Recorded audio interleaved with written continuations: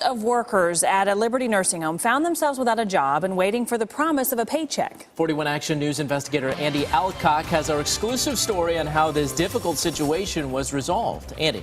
Mike and Krista, I'm at the Liberty Terrace Care Center. As you can see, the doors are locked and the facility is now closed. Former employees at this nursing home ultimately did get their paychecks, but not until after we started asking questions. The state of Missouri shut down Liberty Terrace Care Center last summer following numerous complaints. Pam Morris worked there as a nurse for 23 years. Starting over is difficult, and then with the loss of the PTO that they promised us, it's just a hard hit at this time. When we spoke to Morris last week, she and many other former Liberty Terrace staff had not been paid for their paid time off, or PTO.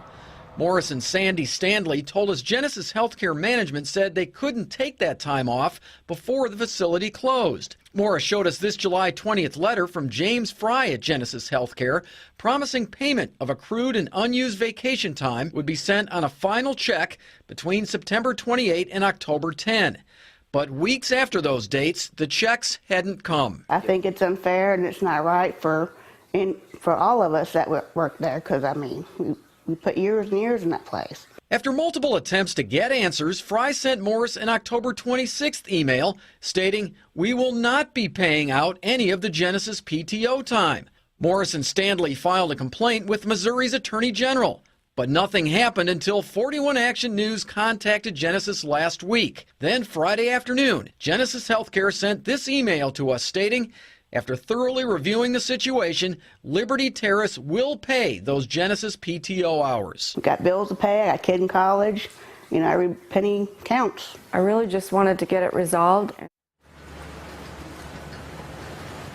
And again, the issue is now resolved. Genesis sent the paychecks by overnight mail on Friday. Morris tells us she received her check for just under $2,000 after taxes on Saturday.